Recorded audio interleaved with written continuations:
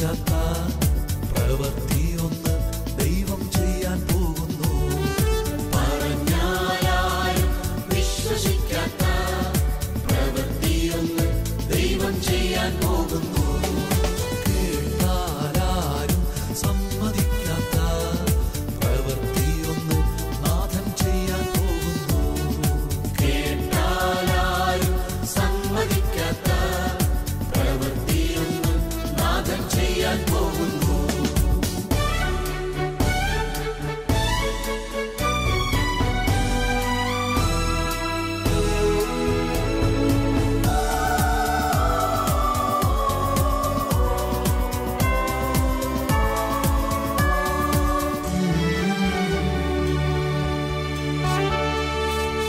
അതിശയമെന്ന് ജനം പറയും വിധത്തിൽ യേശു ഒരു പ്രവൃത്തി ചെയ്യും.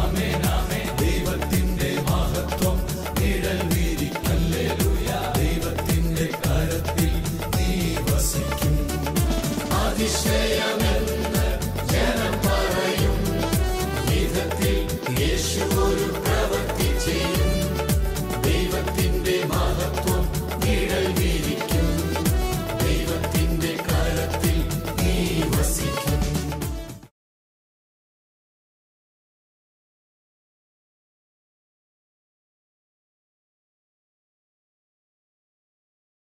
പഴയ നിയമത്തിൻ്റെ അവസ്ഥയായിരുന്നെങ്കിൽ പ്രിയപ്പെട്ടവരെ ഇവിടെ ഇരിക്കുന്ന നമ്മളെ ആരും ഈ ഭൂമിയിൽ കാണത്തില്ല, അല്ലേ? സത്യമല്ലേ? ഇസ്രായേൽ ജനത്തെ ദൈവം ഈജിപ്തിൻ്റെ അടിമത്തത്തിൽ നിന്ന് കാനാൻ ദേശത്തേക്ക് നയിച്ചു, അല്ല? അവർ പിറുപിറുത്തപ്പോൾ അവരെ ആരെയും കാനാൻ ദേശത്ത് കൊണ്ടുപോയില്ല. അവർ പാപങ്ങൾ ഒരിക്കലേ പിറുപിറുത്തുള്ളൂ. അവർക്ക് ധ്യാനങ്ങളൊന്നും ഇല്ലായിരുന്നു. നമ്മളോ എല്ലാ ദിവസവും പിറുപിറുക്കും. എന്നിട്ട് നമ്മൾ എന്ത് ചെയ്യുന്നു? ഈശോയെ ഇവിടെ എഴുന്നള്ളിച്ച് വെച്ചാ യേശുവേ യേശുവേ യേശുവേ. നമ്മുടെ എന്തോ എന്നറിയില്ല, രണ്ട് മുഖങ്ങൾ പ്രകടമാക്കുന്നു. ഇപ്പോൾ ഇവിടെ നമുക്കൊരു മുഖത്തിലേക്ക് വരണം. എങ്കിൽ മാത്രമേ ഉള്ളൂ ദൈവം ആഗ്രഹിക്കുന്ന സ്വപ്നം നമ്മളിലൂടെ പൂർത്തിയാക്കാൻ പറ്റത്തുള്ളൂ. പഴയ നിയമത്തിൽ എല്ലാ പാപവും ഇസ്രായേൽ ജനം ചെയ്യുമ്പോൾ അതിൻ്റെ എല്ലാ കഷ്ടതകളും അനുഭവിക്കുന്നത് ഇസ്രായേൽ ജനം തന്നെയാണ്. ദൈവം കൈവിടുന്നു. എന്നാൽ പുതിയ നിയമത്തിൽ ദൈവത്തിൻ്റെ കരുണയാൽ, ദൈവത്തിൻ്റെ കൃപയാൽ നമ്മളൊരു തെറ്റ് ചെയ്തു പോകാം. തെറ്റ് ചെയ്യുമ്പോൾ ആ പാപത്തിൻ്റെ ഫലം ഏറ്റെടുക്കുന്നത് ആരാ? യേശു ക്രിസ്തു. അതുകൊണ്ടാണ് റോമ 6:23 ഇപ്രകാരം വായിക്കുന്നു, പാപത്തിൻ്റെ ശമ്പളം മരണമത്രേ, ദൈവത്തിൻ്റെ ദാനമാകട്ടെ നമ്മുടെ കർത്താവായ യേശു ക്രിസ്തു വഴിയുള്ള നിത്യജീവൻ. പ്രൈസലോ.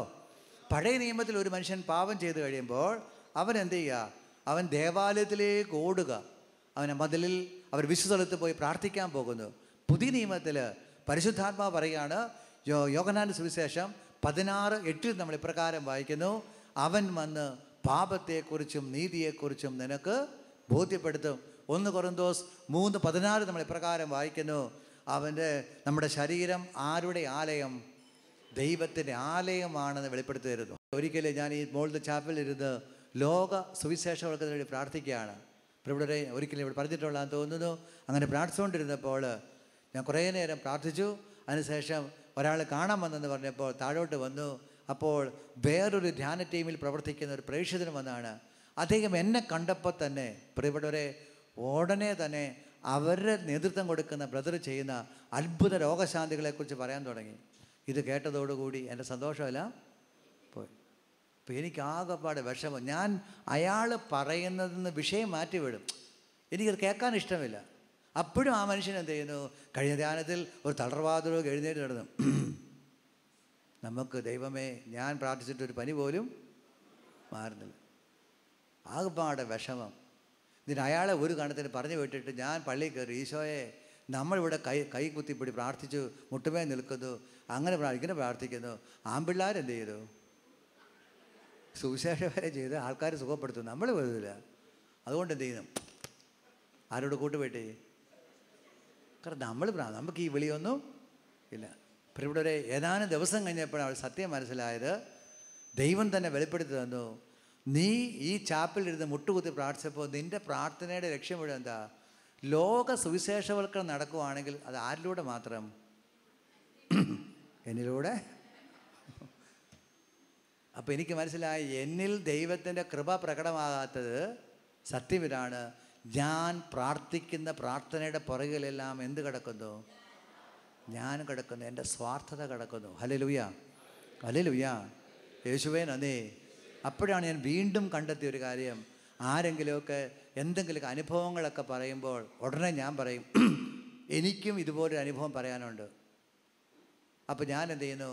അവർ പറയുന്നേക്കാളും അല്പം കൂടെ കൂട്ടി.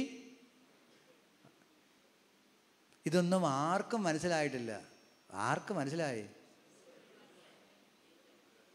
എപ്പോൾ എന്താ ആ ഗ്രൂപ്പിലെ ശ്രദ്ധ മുഴുവൻ എങ്ങോട്ട് വന്നു? സന്തോഷിലേക്ക് വന്നു. ഹല്ലേലൂയ.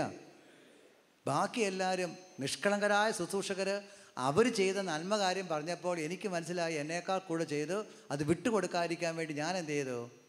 ഞാൻ കോയമ്പത്തൂർ പോയപ്പോൾ ഇന്ന അത്ഭുതം നടന്നു. അവിടെ പോയല്ലോ പോലും. അപ്പം അന്നൊക്കെ എനിക്ക് എന്ത് ചെയ്യുന്നു? ആ ഗ്രൂപ്പിൽ ഒന്നാമതായി തീരാൻ ആഗ്രഹമായിരുന്നു. സത്യം മനസ്സിലായി, ഞാൻ നന്നാകാത്തതാണ് എല്ലാത്തിൻ്റെയും കാരണം. Price the Lord. എന്നിട്ട് ഞാൻ എന്ത് ചെയ്യുന്നു? ഈ ഗ്രൂപ്പിൽ ഇരിക്കുന്നു, കള്ളം പറയുന്നു, അല്ലെങ്കിൽ അതിശോക്തി കലർത്തി ചില കാര്യങ്ങൾ പറയുന്നു. അതിന് ശേഷം ഞാൻ എന്ത് ചെയ്യുന്നു? ഈശോ എടുത്ത് പോയി, ഈശോയെ ഇതേ ബാബു പ്രാർത്ഥിച്ചപ്പോൾ അത് സംഭവിച്ചു, അവർ പ്രാർത്ഥിച്ചപ്പോൾ ആൾക്കാർ തലനടിച്ച് വീഴുന്നു, മറ്റേയാൾ പ്രാർത്ഥിച്ചപ്പോൾ അവർ ഉറങ്ങിപ്പോകുന്നു. ഞാൻ പ്രാർത്ഥിച്ചിട്ട് ഞാൻ ക്ലാസ് എടുക്കുമ്പോഴാണ് ആൾക്കാർ ഉറങ്ങിപ്പോകുന്നത്. കർത്താവേ, ഇതെന്ത് പരിപാടിയാണ് ദൈവമേ. പക്ഷെ പിന്നെ പ്രിയപ്പെട്ടവരെ മനസ്സിലായത്, പ്രശ്നം എവിടെയാണ് കിടക്കുന്നത്? എവിടെയാ? നമ്മളിൽ തന്നെ കിടക്കുന്നത്. ഈ തിരിച്ചറിവ് കിട്ടിയാൽ രക്ഷപ്പെട്ടു. അല്ലെങ്കിൽ എന്ത് ചെയ്യും? നമ്മൾ ഈ ടൈപ്പിൽ ഇങ്ങനെ പോയിക്കൊണ്ടിരിക്കും. അവസാനം ഒരു പ്രായം കഴിയുമ്പോൾ എന്ത് ചെയ്യുന്നു? യേശുവിന് വേണ്ടി ജോലി രാജിവെച്ചത് വെറുതെയായി. യേശുവിന് വേണ്ടി ജീവിതം മാറ്റിവെച്ചത് വെറുതെയായി. കട്ടപ്പോക അല്ലേ? നമ്മുടെയും ജീവിതം പോയി.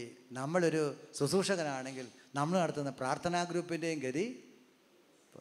മർക്കോസിൻ്റെ സുവിശേഷം 12:24 ഈശോ പറയുന്നു, 12:24, ദൈവത്തിൻ്റെ വചനവും ദൈവത്തിൻ്റെ ശക്തിയും അറിയാത്തത് കൊണ്ടല്ലേ നിങ്ങൾക്ക് തെറ്റുവരും. അപ്പോൾ ഇവിടെ ഇന്ന് നമ്മൾ ഉള്ളിവട കഴിച്ച് കയ്യിലെടുത്തപ്പോൾ ഈ എണ്ണയെ കുറ്റം പറയാൻ കാരണം എന്താ? എണ്ണ കഴിച്ചാൽ ശരീരത്തിൽ കൊളസ്ട്രോൾ ഉണ്ടാകുമെന്നുള്ള അറിവ് നിങ്ങളുടെ തലയിൽ കിടക്കുന്നു. ശരിയല്ലേ? 20 വർഷങ്ങൾക്ക് മുമ്പ് എണ്ണ എന്ത് കണ്ടാൽ നിങ്ങൾ എന്ത് ചെയ്യും? വാരിക്കോരി കുടിക്കുമായിരുന്നു. അന്ന് എന്തുകൊണ്ട് എണ്ണ കുടിച്ചു? അന്ന് നിങ്ങൾക്ക് ബോണ്ടയ്ക്കകത്ത് എണ്ണയുണ്ട്, നിങ്ങൾക്ക് കംപ്ലൈൻ്റ് ഇല്ല. നിങ്ങൾക്ക് പരിപ്പോടയ്ക്കകത്ത് എണ്ണയുണ്ടെങ്കിലും ഒന്നും നിങ്ങൾക്ക് കംപ്ലൈൻ്റ് ഇല്ല. നിങ്ങളാരും ഇവിടെ ഇരിക്കുന്ന പഴയ ആൾക്കാരുണ്ട്, 20 വർഷങ്ങൾക്ക് മുമ്പ് ഒരു പഴംപൊരി കൈ കിട്ടിയാൽ അതേപടി എന്ത് ചെയ്യുന്നു? എണ്ണയോടുകൂടി ആസ്വദിച്ച് കഴിക്കുന്നു. ഇന്ന് നിങ്ങൾക്ക് മെഡിക്കൽ മേഖലയിൽ അല്പം ജ്ഞാനം ലഭിച്ചു. എണ്ണ അധികം കഴിച്ചാൽ എന്ത് വരും? കൊളസ്ട്രോൾ വരും. അതുകൊണ്ട് നിങ്ങൾ എണ്ണ എവിടെ കണ്ടാലും എന്ത് ചെയ്യും? പ്രിയപ്പെട്ടവരെ, ഇത്രയും ബോധം ദൈവത്തിൻ്റെ വിശുദ്ധിയെക്കുറിച്ച് നമുക്കില്ല. കൊളസ്ട്രോളിനെ കുറിച്ച് ബോധമുണ്ട്, ഷുഗറിനെ കുറിച്ച് ബോധമുണ്ട്, വിശുദ്ധിയെക്കുറിച്ച് ഉള്ളിവട കഴിക്കാൻ നേരത്ത് കൊളസ്ട്രോളിനെ കുറിച്ച് ചിന്തിച്ചു, വേണ്ടെന്ന് വെച്ചു, അല്ലെങ്കിൽ എണ്ണ മാറ്റിയിട്ട് കഴിച്ചു. എന്നാൽ നീ നിന്റെ ജീവിതയാത്രയിൽ നിന്റെ ആത്മാവിന് വേണ്ടിയുള്ള ഭക്ഷണം കഴിക്കുമ്പോൾ, കാണാൻ പാടില്ലാത്തത് കാണുമ്പോൾ, കേൾക്കാൻ പാടില്ലാത്തത് കേൾക്കുമ്പോൾ, പറയാൻ പാടില്ലാത്തത് പറയുമ്പോൾ, ചെയ്യാൻ പാടില്ല ചെയ്യുമ്പോൾ നമുക്കൊരു സങ്കടവും ഇല്ല. കാര്യം എന്താ? അതിനെക്കുറിച്ചുള്ള ദൈവിക ജ്ഞാനം എവിടെയില്ല. കൊളസ്ട്രോൾ വന്നാൽ കൂടി വന്നാൽ ചത്തുപോ, അത്രയല്ലേ ഉള്ളൂ. ഹല്ലേലൂയ. മരുന്ന് കഴിക്കരുന്നോ എണ്ണ കുടിക്കരുന്നോ അല്ല. നിങ്ങളുടെ പൂർവികർ എണ്ണ ഇഷ്ടം പോലെ കുടിച്ചു. അവരവരെ ദൗത്യം പൂർത്തിയാക്കിപ്പോയി. അവർക്ക് ഇങ്ങനെ അവസരം കിട്ടിയില്ല. വിളിയാണ് പ്രിയപ്പെട്ടവരെ. എനിക്കിപ്പോൾ ജില്ലാ ചാമ്പ്യൻഷിപ്പിന് അത്ര വിളിയുണ്ടെങ്കിൽ ഞാൻ ജില്ലാ ചാമ്പ്യൻഷിപ്പ് കഴിയുക, ബാക്കി എൻ്റെ ജീവിതം എന്ത് ചെയ്യുന്നത്? അടിച്ചു പൊളിച്ച് ജീവിക്കുക. പക്ഷെ നിനക്ക് ഉന്നതമായ ലക്ഷ്യമുണ്ടെങ്കിൽ അതിനു വേണ്ടി നീ എന്ത് ചെയ്യണം? നമ്മുടെ ജീവിതം ക്രമപ്പെടുത്തണം. അതിനു വേണ്ടിയാണ് ഈശോ പറഞ്ഞത്, ദൈവത്തിൻ്റെ വചനവും ദൈവത്തിൻ്റെ ശക്തിയും അറിയാത്തത് കൊണ്ടല്ലേ നിങ്ങൾക്ക് എന്ത് പറ്റുന്നത്? തെറ്റ് പറ്റുന്നത്. ദൈവത്തിൻ്റെ വചനം നമ്മൾ സ്വീകരിച്ച് ആ വചനവുമായി ബന്ധപ്പെട്ട് ചിന്തിക്കുമ്പോഴാണ് നമുക്ക് നന്മയും തിന്മയും തിരിച്ചറിയാൻ പാടില്ല. യെശയ്യാ 5:20 നമ്മൾ ഇപ്രകാരം വായിക്കുന്നു, നന്മയെ തിന്മയെന്നും തിന്മയെ നന്മയെന്നും വിളിക്കുന്നൊരു കാലം. വാസ്തവത്തിൽ ഈ കാലഘട്ടമാണ്. നന്മയും തിന്മയും തമ്മിൽ നമുക്ക് എന്ത് ചെയ്യാൻ പറ്റുന്നില്ല, തിരിച്ചറിയാൻ പറ്റുന്നില്ല. ഹല്ലേലൂയ. എന്നാൽ യേശു പറയുകയാണ്, ഒരാൾക്ക് ദൈവത്തിൻ്റെ വചനവും ദൈവത്തിൻ്റെ ശക്തിയും അയാളുടെ ഉള്ളിലുണ്ടെങ്കിൽ അയാളുടെ അടുത്തോട്ട് വരുന്ന നന്മ ഏതാണ് തിന്മ ഏതാണെന്ന് തിരിച്ചറിയുവാൻ അദ്ദേഹത്തെ പരിശുദ്ധാത്മാവ് സഹായിക്കും. അതിനുവേണ്ടിയാണ് പെന്തക്കോസ്താ നാൾ മുതൽ പ്രിയപ്പെട്ടവരെ നമ്മുടെ ശരീരത്തിൻ്റെ ഉള്ളിൽ ആര് വസിക്കുന്നത്? പരിശുദ്ധാത്മാവ്. ഹോളി സ്പിരിറ്റ് പുറത്തല്ല പ്രിയപ്പെട്ടവരെ, അകത്തിരുന്ന് വയ്ക്കുകയാണ്. അതുകൊണ്ടാണ് നിങ്ങൾ ഒരു ഒരാൾ ദേഷ്യപ്പെടാൻ പോകുമ്പോൾ നിങ്ങളുടെ മനസ്സിൽ അന്നേരം ആത്മാവ് പറയും, വേണ്ട, ഇപ്പോൾ അത് വേണ്ട. പക്ഷെ നമ്മൾ എന്ത് ചെയ്യുന്നു? പരിശുദ്ധാത്മാവെ മര്യാദയ്ക്ക് ഇരിക്കുക, എനിക്ക് വേറെ കാര്യമുണ്ട്. നമ്മൾ പരിശുദ്ധാത്മാവിനെ ഒതുക്കിയിട്ട് പറയാണ്, ഞാൻ ഇപ്പോൾ 2 വാക്ക് പറഞ്ഞില്ലെങ്കിൽ ഇയാൾ പിന്നെയും എന്ത് ചെയ്യും? അങ്ങനെ നമ്മൾ ഭാര്യയോട് പറയുന്നു, മക്കളോട് പറയുന്നു. നമ്മൾ അടുത്തൊരാൾ വരുമ്പോൾ അയാളെക്കുറിച്ചുള്ള ദൈവഹിതം പ്രശ്നം പറഞ്ഞാൽ ദൈവഹിതം തിരിച്ചറിഞ്ഞ് അയാളെ നമ്മൾ ഗൈഡ് ചെയ്യുന്നു. നമ്മുടെ പ്രശ്നം വരുമ്പോഴോ, നിങ്ങളുടെ അടുത്ത് ഒരു കള്ളുകുടിയൻ വന്നാൽ നിങ്ങൾ അയാളെ സ്നേഹിക്കുന്നു, എല്ലാം ചെയ്യുന്നു. നമുക്കൊരു പ്രശ്നം വരുമ്പോൾ നമ്മൾ ആരുടെ അടുത്ത് പോകുന്നു? ആരുടെ അടുത്താണ് പോകുന്നത്? അല്ലേ? നമ്മൾ ശ്രദ്ധിച്ചിട്ടുണ്ടോ? ശുശ്രൂഷകരെ ഒന്ന് ധ്യാനിപ്പിക്കാമെന്ന് പറഞ്ഞാൽ തന്നെ ബുദ്ധിമുട്ടാണ്. പ്രൈസലോ. പാപികളെ ധ്യാനിപ്പിക്കാൻ എളുപ്പമാണ്. കഴിഞ്ഞ ദിവസമാണ് എനിക്ക് വേറൊരു കാര്യം മനസ്സിലായത്. നമ്മൾ പ്രശ്നങ്ങളായിട്ട് നിൽപ്പുണ്ട്. നമ്മൾ കാണുന്ന പ്രശ്നവും ദൈവം കാണുന്ന പ്രശ്നവും തമ്മിൽ രാവും പകലുമായിട്ടുള്ള വ്യത്യാസമുണ്ട്. ഹല്ലേലൂയ. പ്രിയപ്പെട്ടവരെ, അപ്പോഴാണ് പരിശുദ്ധാത്മാവ് വെളിപ്പെടുത്തുന്നത്. ഞാനിപ്പോൾ ചില കാര്യങ്ങൾക്ക് വേണ്ടി ഒരു പരിധി കൂടുതൽ വ്യഗ്രതപ്പെടുമ്പോൾ, എൻ്റെ പ്രിയപ്പെട്ടവരെ, എൻ്റെ മക്കളുടെ ഭാവി, എൻ്റെ കുഞ്ഞിൻ്റെ കാര്യങ്ങളൊക്കെ എന്ത് ചെയ്യുന്നു? ഒരു പരിധിവരെയും എന്നിൽ എന്തായിട്ട് മാറുന്നു? 1-ാം പ്രമാണം ലംഘിക്കുന്ന പാപമായിട്ട് മാറുകയാണ്. എൻ്റെ യേശുവിനേക്കാൾ ഉപരിയായിട്ട് ഞാൻ എന്ത് ചെയ്യുന്നു? കുഞ്ഞുങ്ങളുടെ ഭാവിയെ ഓർത്ത് വ്യഗ്രതപ്പെടും. ഹല്ലേലൂയ. അപ്പോഴാണ് നേരത്തെ ഉണ്ടായൊരു സംഭവം. പ്രിയപ്പെട്ടവരെ, സ്വർഗത്തിലെ അഗ്നി നമ്മുടെ ഉള്ളിൽ കത്തുന്നത് കുറയുമ്പോൾ അടിവയറ്റിൽ നിന്ന് എന്ത് വരും? ആദിയുടെ അഗ്നി കയറി വരും. ഹല്ലേലൂയ. അല്ലെങ്കിൽ വിശ്വാസത്തിൻ്റെ അഗ്നി നമ്മുടെ ഉള്ളിൽ പ്രകാശിക്കാതിരിക്കുമ്പോൾ ഈ ലോകത്തിൻ്റെ അഗ്നി നമ്മളെന്ത് ചെയ്യുന്നു? അസ്വസ്ഥപ്പെടുത്തും. ഹല്ലേലൂയ. പ്രിയപ്പെട്ടവരെ, നമ്മുടെ നമുക്കിത് തിരിച്ചറിയണമെങ്കിൽ ഒരു ഇവാഞ്ചലിസ്റ്റിന്, ഒരു സുവിശേഷകന് ആരുമായിട്ട് വ്യക്തിബന്ധം വേണം? പരിശുദ്ധാത്മാവ്. ഉറക്കെ പറഞ്ഞ് ആരുമായിട്ട്? ഹല്ലേലൂയ. അവിടെ പരിശുദ്ധാത്മാവ് വ്യക്തിബന്ധം വരുമ്പോൾ പ്രിയപ്പെട്ടവരെ, 1 യോഹന്നാൻ 3:15 എടുത്താൽ നമുക്ക് കാണാൻ സാധിക്കും. അവിടെ പറയുന്നു, സഹോദരനെ വെറുക്കുന്നവൻ കൊലപാതകയാണ്. ഇന്ന് നമ്മളെ സംബന്ധിച്ചോളം വെറുപ്പുണ്ടോ എന്ന് ചോദിച്ചാൽ വെറുപ്പില്ല. പക്ഷേ പലരോടും നമ്മൾ എന്ത് ചെയ്യുന്നു? വെറുപ്പോടുകൂടി പെരുമാറുന്നു. അവിടെ പറയാണ്, സഹോദരനെ വെറുക്കുന്നവൻ കൊലപാതകയായി തീരുക എന്ന് മാത്രമല്ല, അവനിൽ എന്ത് കുടികൊള്ളുന്നില്ല? നിത്യജീവൻ കുടികൊള്ളുന്നില്ല. യേശു നേടിത്തന്ന നിത്യജീവൻ വെറുപ്പോടുകൂടി പോവുകയാണ്. അതുകൊണ്ടാണ് മത്തായിയുടെ സുവിശേഷം അതിൻ്റെ 5-ാം അധ്യായം 21-22 വാക്യങ്ങൾ വായിക്കുമ്പോൾ കാണാൻ സാധിക്കും. മത്തായിയുടെ സുവിശേഷം 5-ാം അധ്യായം 21-22 വാക്യങ്ങൾ. അവിടെ യേശു ഇപ്രകാരം പറയുന്നു. 5-ാം അധ്യായം 21-22. അവിടെ എന്താ? കൊല്ലരുത്, കൊല്ലുന്നവൻ ന്യായവിധിക്ക് അർഹനാകുമെന്ന് പൂർവികരോട് പറയപ്പെട്ടത് നിങ്ങൾ കേട്ടിട്ടുണ്ടല്ലോ. എന്നാൽ ഞാൻ നിങ്ങളോട് പറയുന്നു, സഹോദരനോട് കോപിക്കുന്നവൻ ആണ്. അതേ കിടക്കുന്നു. സഹോദരനോട്, കൂടപ്പിറപ്പിനോട്, സമൂഹത്തോട് കോപിക്കുന്ന വ്യക്തി എന്ത് ചെയ്യും? ന്യായവിധിക്ക് അടുത്ത വാക്ക് വായിക്കുന്നത് എന്താണ്? സഹോദരനെ ബോഷ എന്ന് വിളിക്കുന്നവൻ ന്യായാധിപ സംഘത്തിൻ്റെ മുമ്പിൽ നിൽക്കേണ്ടി വരും. വിഡ്ഢി എന്ന് വിളിക്കുന്നവനാകട്ടെ. അല്ല, നമ്മളെപ്പോഴും ആൾക്കാർക്ക് എന്ത് വിളിക്കുന്നു? വിഡ്ഢി, പമ്പര വിഡ്ഢി. നിന്നെ ക്ലാസ് എടുക്കാൻ ഏൽപ്പിച്ച ആളാണ്, എന്നെ വേണം തൊഴിക്കാൻ, അല്ലേ? ഇപ്പം ഇങ്ങനെ ഒരാളെ വിഡ്ഢി എന്ന് വിളിക്കുമ്പോൾ ഈശോ പറയുന്നത് എന്താ? നീ എവിടെ പോയി കിടക്കും? അപ്പോൾ ഇവിടെ എത്ര പേര് സ്വർഗത്തിൽ കാണും? ഇനി നിങ്ങൾക്ക് സാധാരണ ഒരു വിളിയാണെങ്കിൽ നിങ്ങൾ പ്രവൃത്തി മാത്രം നോക്കിയാൽ മതി. അതിവിശുദ്ധ സ്ഥലത്തേക്ക് നിങ്ങളെ ദൈവം വിളിക്കുകയാണെങ്കിൽ, എൻ്റെ പ്രിയപ്പെട്ട സഹശുശ്രൂഷകരെ, വിചാരം, വാക്ക്, പ്രവൃത്തി ഉപേക്ഷയാൽ ചെയ്ത പാപങ്ങളെ ഓർത്ത് അനുതപിക്കാൻ പറ്റും. ഹല്ലേലൂയ. ഇത് ഈ വിളി അനുസരിച്ച്, എൻ്റെ പ്രിയപ്പെട്ടവരെ, വിളി അനുസരിച്ച് ദൈവം എന്ത് ചെയ്യുന്നു? നമ്മളോട് സംസാരിക്കാൻ തുടങ്ങിയാണ്. ചിലവർക്കിത് പറഞ്ഞാൽ മനസ്സിലാകത്തില്ല. ചിലവരെ സംബന്ധിച്ചോളം ഇങ്ങനെ പറയുമ്പോൾ അവർ വിചാരിക്കുന്നറിയാവോ, ഇത് എന്നെ ഉദ്ദേശിച്ചാണല്ലോ പറയുന്നത്. ഒരിക്കൽ ഞാനും ഉണ്ട്, എവിടെയെങ്കിലും ധ്യാന സ്ഥലത്ത് പോയി ഇരിക്കുമ്പോൾ ധ്യാനഗുരു ഞാൻ അവിടെ ഉണ്ടെന്ന് അദ്ദേഹം ഇങ്ങനെ ധ്യാനിപ്പിക്കുന്നവരെ കുറിച്ച് എന്തെങ്കിലുമൊക്കെ പറഞ്ഞാൽ ഉടനെ വിചാരിക്കും എന്ത് ചെയ്യുന്നു, ഇത് എനിക്കിട്ട് വെച്ചാണല്ലോ പറയുന്നത്, ഇത് എനിക്കിട്ട് വെച്ചാണല്ലോ പറയുന്നത്. പിന്നെയാണ് പ്രിയപ്പെട്ടവരെ മനസ്സിലായത്, ഇതിൻ്റെ വചനം കേട്ടപ്പോൾ എൻ്റെ ഉള്ളിലെ ആത്മാവിനെ ശോധന ചെയ്യുവാൻ പരിശുദ്ധാത്മാവ് എന്ത് ചെയ്യുന്നു? എന്നെ പ്രേരിപ്പിക്കുക. പ്രൈസലോ. ഒന്നും വേണ്ട. ഇപ്പോൾ നിങ്ങൾക്ക് നല്ലൊരു ചിക്കൻ ബിരിയാണി രാത്രി തന്നു, സമൃദ്ധമായ ചിക്കൻ തന്നു. പിറ്റേ ദിവസം നിങ്ങൾ എന്ത് ചെയ്യുന്നു? പ്രഭാത കൃത്യങ്ങൾക്ക് പോയപ്പോൾ ചിലവർ പറയും, വയറ്റിന് വേദനയൊക്കെ വരും, പറയും ചിക്കൻ നമ്മളെ പറ്റിച്ചു. ചിക്കൻ പറ്റിച്ചതാണെങ്കിൽ ഇവിടെ ഇരിക്കുന്ന 320 പേർക്ക് എന്ത് വരണം? വയറുവേദന വരണം. ഈ 5-6 ചേട്ടന്മാർക്ക് മാത്രം വയറുവേദന വന്നിട്ടുള്ളൂ. ഇതിന് കാര്യം എന്തായിരിക്കാം? ചിക്കൻ അകത്തോട്ട് വന്നപ്പോൾ ചേട്ടൻ്റെ അൾസർ പുറത്തോട്ട് വന്നു. ആരുടെ കുഴപ്പം? ചിക്കൻ്റെ കുഴപ്പമാണോ? അതാണ് പ്രിയപ്പെട്ട ചില വചനം നമ്മുടെ ഉള്ളിൽ വരുമ്പോൾ നമ്മുടെ ഉള്ളിൽ ഇങ്ങനെ അസ്വസ്ഥത. ഇത് എനിക്കിട്ടാണല്ലോ പറയുന്നത്. അതിനർത്ഥം എന്താ? നീ വചനം വെച്ച് ധ്യാനിക്കാൻ നിൻ്റെ ഉള്ളിൽ വസിക്കുന്ന പരിശുദ്ധാത്മാവ് നിന്നെ പ്രേരിപ്പിക്കുന്നു. മത്തായിയുടെ സുവിശേഷം 5-ാം അധ്യായം 27-28 വാക്യങ്ങൾ വായിക്കുമ്പോൾ കാണാം, ആസക്തിയോടെ സ്ത്രീയെ നോക്കുന്നവൻ അവളുമായി എന്ത് ചെയ്തു പോയി അല്ലേ? ഇപ്പോൾ ചിലപ്പോൾ നമ്മുടെ കാഴ്ചപ്പാടുകളിലൊക്കെ മാറ്റം വരാൻ പ്രിയപ്പെട്ടവരെ. അവിടെയാണ് പ്രിയപ്പെട്ടവരെ നമ്മുടെ ശ്രദ്ധ കേന്ദ്രീകരിക്കേണ്ടത്.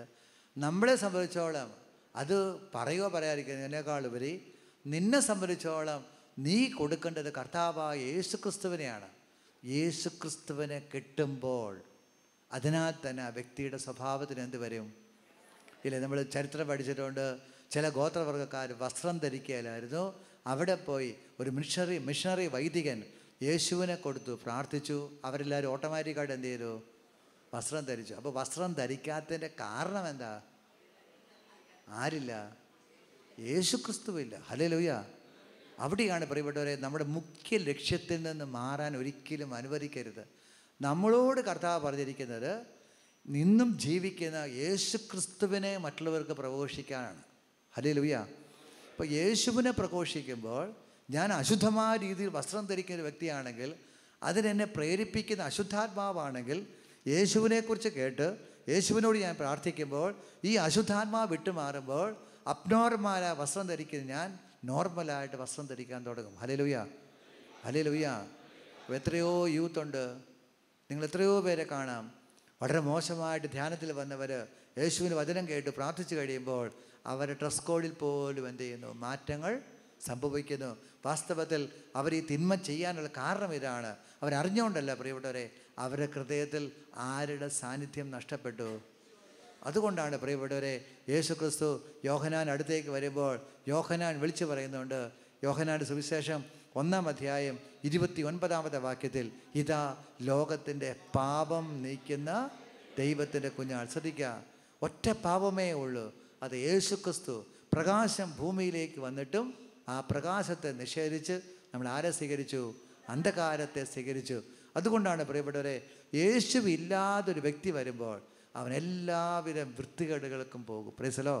എന്നാൽ യേശു ക്രിസ്തു അവൻ്റെ ജീവിതത്തിൽ വരുമ്പോൾ, യേശു അവൻ്റെ ജീവിതത്തിൽ പ്രവർത്തിക്കുമ്പോൾ, യേശു അവൻ്റെ ജീവിതത്തിന് അവൻ ജീവൻ സമർപ്പിക്കുമ്പോൾ, എത്ര വൃത്തികെട്ട വ്യക്തിയായിക്കോട്ടെ, അവൻ യേശുവിന് വേണ്ടി ജീവിതം മാറ്റി വെച്ചുകൊണ്ട് സർവശക്തനായ ദൈവത്തിന് വേണ്ടി ജീവിക്കാൻ അവൻ തയ്യാറാകും. പ്രൈസലോ. ഹല്ലേലൂയ. നിങ്ങൾ കഴിഞ്ഞ വർഷമൊക്കെ നമ്മൾ സിസ്റ്റർ ഫൗസ്റ്റീന, വിശുദ്ധ ഫൗസ്റ്റീനെ കുറിച്ച് പഠിച്ചപ്പോൾ അല്ലേ, ഒരു ഹോട്ടലിൽ ആൾക്കാരുടെ കൂടെ നൃത്തം ചെയ്ത്, ലോകപ്രകാരം നൃത്തം ചെയ്ത് ആടിപ്പാടി നൃത്തം ചെയ്തുകൊണ്ടിരിക്കുകയാണ്. നൃത്തം കഴിഞ്ഞിരുന്ന സമയത്താണ് യേശു ആ പെൺകുട്ടിയെ സന്ദർശിക്കുന്നത്. അവളെ വിളിച്ചു, നീ ഇന്ന കോൺവെൻറ്റിൽ പോയി എന്ത് ചെയ്യുന്നു? സിസ്റ്ററാക്കാൻ പറഞ്ഞു. അവൾ അവിടെ ചെന്നു. അതുവരെയും വൃത്തികെട്ട രീതിയിൽ അല്ലെങ്കിൽ മോശമായ രീതിയിൽ വസ്ത്രം ധരിച്ച് ആടിപ്പാടി ഒരു ക്യാബറ അല്ലെങ്കിൽ വൃത്തികെട്ട ഡാൻസ് ചെയ്ത വ്യക്തി, യേശുവിൻ്റെ സാന്നിധ്യമുണ്ടായി അവളുടെ ജീവിതം രൂപാന്തരപ്പെട്ടു. അവൾ പുതിയ വ്യക്തിയായിട്ട് മാറി. 2 കൊരിന്തോസ് 5:17 ക്രിസ്തുവിലായിരിക്കുന്നവൻ പുതിയ സൃഷ്ടിയാണ്, പഴയത് കടന്നുപോയി, ഇതാ പുതിയത് വന്നു കഴിഞ്ഞു. അതവളുടെ ജീവിതം സംഭവിച്ചപ്പോൾ അവൾ അനേകർക്ക് വെളിച്ചമേക്കുന്ന കരുണയുടെ വർഷം സഭ പ്രഖ്യാപിക്കാൻ മാത്രമുള്ള ഉന്നതമായ നിലയിലേക്ക് വിശുദ്ധിയുടെ പടവുകളിലേക്ക് ദൈവം ഉയർത്തിക്കൊണ്ടുപോകുന്നു. Praise the Lord. ഹല്ലേലൂയ. ഒരു കുപ്പത്തൊട്ടിൽ നിന്ന് അതിവിശുദ്ധ സ്ഥലത്തേക്ക് അവളെ യേശു വിളിച്ചു. അവളുടെ ജീവിതത്തിൽ മാറ്റം എന്ന് പറയുന്നത് ഒറ്റതാണ്, യേശുവിന് അവളെ കിട്ടി, അല്ലെങ്കിൽ യേശു അവളെ സ്വീകരിച്ചു. അതിവിശുദ്ധ സ്ഥലത്തേക്ക് നമ്മൾ ചേർക്കപ്പെട്ടതിന് ഫലം ഉണ്ടാകുമ്പോൾ നിരന്തരം ദൈവം തരുന്ന അനുഗ്രഹമാണ് നിരന്തര മാനസാന്തരം. നിരന്തര മാനസാന്തരം എന്ന് പറഞ്ഞാൽ ഓടി ഓടിപ്പോയി പ്രാർത്ഥിക്കുന്നതല്ല. ഞാനിവിടെ പറഞ്ഞുകൊണ്ടിരിക്കുമ്പോൾ തന്നെ, ഒരാളോട് മിണ്ടിക്കൊണ്ടിരിക്കുമ്പോൾ തന്നെ ആവശ്യമില്ലാത്തൊരു വാക്ക് പുറപ്പെട്ടു പോയാൽ അന്നേരം തന്നെ ആര് വെളിപ്പെടുത്തി തരും? പരിശുദ്ധാത്മാവ്. Hallelujah, hallelujah. ചിലപ്പോൾ നമ്മൾ ജീവിത പങ്കാളിയോട്, മക്കളോട് ദേഷ്യപ്പെട്ട് ചിലപ്പോൾ നമുക്ക് വാക്ക് പുറപ്പെട്ടു പോയി, അന്നേരം തന്നെ ശ്രദ്ധിച്ചാൽ അറിയാം നമുക്ക് എന്ത് ചെയ്യുന്നു. ഇവിടെ അതിനോട് സഹകരിക്കുന്നു. പണ്ടൊക്കെ നമ്മൾക്കൊണ്ട് ജീവിത പങ്കാളിയോട്, മക്കളോടൊക്കെ, അല്ലെങ്കിൽ നമ്മുടെ ആരോടെങ്കിലും ഒന്ന് ദേഷ്യപ്പെട്ടു പോയാൽ നമ്മൾ ഏതാനും സമയം കഴിയുമ്പോൾ ചെന്നെന്ത് ചെയ്യും? ക്ഷമ ചോദിക്കും. ശ്രദ്ധിക്കുന്നുണ്ടോ? പക്ഷെ ഇന്ന് നമുക്ക് ക്ഷമ ചോദിക്കുന്നതൊക്കെ എപ്പോഴാണ്? ധ്യാന കേന്ദ്രത്തിൽ വെച്ച് ഇതാ ഓർഗൻ്റെ ബാക്ക്ഗ്രൗണ്ട് വരുന്നു, അനുതാപത്തിൻ്റെ വരുമ്പോൾ നമ്മളെന്ത് ചെയ്യുന്നു? ഭാര്യ ഭർത്താവിൻ്റെ കാല് പിടിക്കുന്നു, ഭർത്താവ് എന്ത് ചെയ്യുന്നു? ചില ഈ ഗുസ്തി പിടുത്തം നിങ്ങൾ കണ്ടിട്ടുണ്ടെങ്കിൽ ഇടയ്ക്ക് എന്ത് ചെയ്യുന്നു? ഈ റഫറി എന്ത് ചെയ്യും? രണ്ടുപേരെയും കൂടെ മാറ്റി നിർത്തിയിട്ട് കൈ പിടിപ്പിക്കും, എന്നിട്ട് വീണ്ടും എന്ത് ചെയ്യുന്നു? തുടങ്ങിക്കോളാൻ പറയും. ഇപ്പം ഇവിടെ അതല്ല വാസ്തവത്തിൽ. പരിശുദ്ധാത്മാവോട് സഹകരിക്കുമ്പോൾ നിരന്തരം എന്ത് ചെയ്യുക? അനുതാപം വരുവാണ്. നിരന്തരം പാപബോധം ഉണ്ടാകുന്നു, നിരന്തരം പാപങ്ങൾ ഏറ്റു. ഒന്ന് ചെന്നേരം അച്ഛാ എവിടെ അച്ഛൻ്റെ അടുത്ത് ഒഴുകാന്നല്ല, അതിനേക്കാൾ ഉപരി ഈശോയെ തെറ്റുപറ്റിപ്പോയി, എനിക്ക് ദേഷ്യം വന്നല്ലോ, ആവശ്യമില്ലാത്ത പറഞ്ഞല്ലോ, സോറി മോളെ, സോറി എൻ്റെ ഭാര്യ എന്നോട് ക്ഷമിക്കണം, അല്ലെങ്കിൽ എൻ്റെ സഹപ്രവർത്തക എന്നോട് ക്ഷമിക്കും, നിന്നോട് ദേഷ്യം വന്നു, നിന്നെക്കുറിച്ച് ഞാൻ ആവശ്യമില്ലാതെ ചിന്തിച്ച് ദേഷ്യം വന്നപ്പോൾ ക്ഷമിക്കുന്നൊരു വാക്ക് പറഞ്ഞാൽ നമ്മുടെ ഉള്ളിലെ പരിശുദ്ധാത്മാവ് എന്ത് ചെയ്യും? തുള്ളി തുടിക്കുവാനായിട്ട് തുടങ്ങും. ഹല്ലേലൂയ. നമ്മളതിന് പകരം എന്താ? 1 ചെയ്തു, 2 ചെയ്തു. ഇനി അടുത്ത ആന്തരിക സൗഖ്യ വളർച്ച, വിശുദ്ധീകരണ, വിശ്വാസ വളർച്ച, ധ്യാനം കൂടി അവിടെ നമ്മളെന്ത് ചെയ്യുന്നു? ഇതൊന്നും പറയത്തില്ല. അവിടെ പോയി 3-ാം ദിവസം ഒരു അച്ഛൻ്റെ അടുത്ത് നിന്ന് കൗൺസിലിങ്ങിന് ഇരിക്കുമ്പോൾ അച്ഛൻ പറയുന്നു, ലീലാമയെ കാണുന്നു. ഓ, ആരാ ലീലാമ? അച്ഛാ എൻ്റെ ഭാര്യയാണ്. എന്നാ പ്രശ്നം? ഓ, മിണ്ടിയിടുമ്പോൾ നമ്മൾ അവിടെ വെച്ച് എന്ത് ചെയ്യുന്നു? ഈ തുന്നിക്കെട്ട് പോസ്റ്റ്മോർട്ടം, ഈ ശവശരീരം പോസ്റ്റ്മോർട്ടം നടത്തിയിട്ട് വല്ല കാര്യമുണ്ടോ? ഉണ്ടോ പ്രിയപ്പെട്ടവരെ? ജീവനുള്ള ശരീരത്തെ ഓപ്പറേറ്റ് ചെയ്യുമ്പോഴാണ് രോഗം മാറി ആ ബോഡി എന്ത് ചെയ്യുന്നു? ജീവനിലേക്ക് വരുന്നത്. Hallelujah, hallelujah. ഇവിടെ ഈ നാടകം നമുക്ക് തീർക്കാം. മറ്റൊന്നുമല്ല പ്രിയപ്പെട്ടവരെ, നമ്മളെ കാത്ത് ഭാരതത്തിലെ 140 കോടി ജനങ്ങൾ കാത്തിരിക്കുന്നു. നമ്മളിതെല്ലാം തീർത്തു, വഴക്കും പിടിച്ചു, ഗുസ്തിയും പിടിച്ചു, എല്ലാം പിടിച്ചു. അവസാനം എന്ത് ചെയ്യുന്നു? ആർക്കും വേണ്ടാഞ്ഞിട്ട് അവസാനം കണ്ടോണം, ഇനിയും സഹകരിച്ചില്ലെങ്കിൽ നാട്ടുകാരും വീട്ടുകാരും അടിച്ചോടിക്കും. അത് ഈ മരുമക്കളെന്ത് ചെയ്യും? അടിച്ചോടിക്കും. ഇപ്പം അന്നേരം അല്ല പ്രിയപ്പെട്ടവരെ പോകേണ്ടത്. മറ്റൊന്നുമല്ല, നമുക്കൊന്ന് അതിവിശുദ്ധിക്ക് വേണ്ടി പ്രാർത്ഥിക്കാം. അത് വിളിയുണ്ടെങ്കിൽ അതിനോട് പ്രവേശിക്കാൻ പറ്റും. വിളിയില്ലെങ്കിലോ? ഇപ്പം ഞാനിപ്പോൾ കോമ്പറ്റീഷനിൽ കളിക്കുന്നു, എന്നെ കളിയിൽ സെലക്ട് ചെയ്താൽ മാത്രമേ ഉള്ളൂ എന്തുള്ളൂ? സ്റ്റേറ്റ് ചാമ്പ്യൻഷിപ്പിന് പോകേണ്ട കാര്യമുള്ളൂ. എന്നെ സെലക്ട് ചെയ്തില്ലെങ്കിൽ എനിക്കെന്താ? എന്തേ ഉള്ളൂ? എൻ്റെ വിളി എന്താ? ജില്ലാ ചാമ്പ്യൻഷിപ്പ് കളിച്ചുകൊണ്ടിരിക്കുക. Praise the Lord. ഒരു ഹല്ലേലൂയ. വല്ല ഔട്ട്ഡോർ ടൂർണമെൻറ്റും കളിച്ചിട്ട് വലിയ ട്രോഫിയൊക്കെ വാങ്ങിക്കുക. ഉന്നതമായ വിളിയിലേക്ക് ദൈവം വിളിക്കുന്നു. ഏശാവ് നിങ്ങൾക്കറിയാം, ഭക്ഷണത്തോടുള്ള ആസക്തിയാണ് ആ മനുഷ്യൻ്റെ കൃപ നഷ്ടപ്പെടുത്തിയത്. ഹല്ലേലൂയ. അതുകൊണ്ടാണ് ഹെബ്രായ ലേഖനം അതിൻ്റെ 12-ാം അധ്യായം 16-ാമത്തെ വാക്യം, 12, 16, 16, 17 എല്ലാവരും ഒന്നിച്ച് വായിക്കാം. ഒരു നേരത്തെ ഭക്ഷണത്തിന് വേണ്ടി തൻ്റെ കടിഞ്ഞൂൽ പുത്രസ്ഥാനം വിറ്റ ഏശാവിനെ പോലെ ആരും അസന്മാർഗിയോ അധാർമികനോ ആകരുത്. പിന്നീട് അവകാശം പ്രാപിക്കാൻ ആഗ്രഹിച്ചപ്പോൾ അവൻ തിരസ്കരിക്കപ്പെട്ടുവെന്ന് നിങ്ങൾക്കറിയാമല്ലോ. കണ്ണുനീരോടെ അവനത് ആഗ്രഹിച്ചെങ്കിലും അനുദപിക്കാൻ അവൻ അവസരം കിട്ടിയില്ല. Price the Lord. ശ്രദ്ധിക്കുക, ഏശാവ് കണ്ണുനീരോട് ആഗ്രഹിച്ചു, പക്ഷെ അനുദപിക്കാൻ എന്ത് കിട്ടിയില്ല? ഇപ്പം ഇവിടെ ഇരിക്കുന്നവർക്ക് ഇപ്പോൾ ബോധമുണ്ട് പാപത്തെക്കുറിച്ച്. ഹല്ലേലൂയ. നാളെ അൽസമേഴ്സ് വന്നാലോ എന്ത് വരും? അപ്പം ഇവിടെ അതുകൊണ്ടാണ് ബോധമുള്ളപ്പോൾ എന്ത് ചെയ്യണം? അനുദപിക്കണം. ചിലവർക്കുണ്ട് നാളെ നാളെ നാളെ നാളെ. നീ അടുത്ത ധ്യാനം എന്ത് ബുക്ക് ചെയ്തിട്ടുണ്ട്? എവിടെയാ? അണക്കരയെ ബുക്ക് ചെയ്തിട്ടുണ്ട്. അവിടെ പോയിട്ട്, പക്ഷെ അതിനു മുമ്പ് ബോധം പോയി എന്ത് ചെയ്യും പ്രിയപ്പെട്ടവരെ? നിങ്ങളുടെ ഓർമ്മ പോയി എന്ത് ചെയ്യും പറ? അതുകൊണ്ട് എൻ്റെ പ്രിയപ്പെട്ടവരെ, അതുകൊണ്ടാണ് നമ്മൾ ഓരോ കുമ്പസാരം കഴിയുമ്പോഴും പറയുന്നത്, കുർബാന കഴിയുമ്പോൾ പറയുന്നത്, ഇനി ഒരു ബലി അർപ്പിക്കാൻ വരുമോ ഇല്ലയോ ഞങ്ങൾക്ക്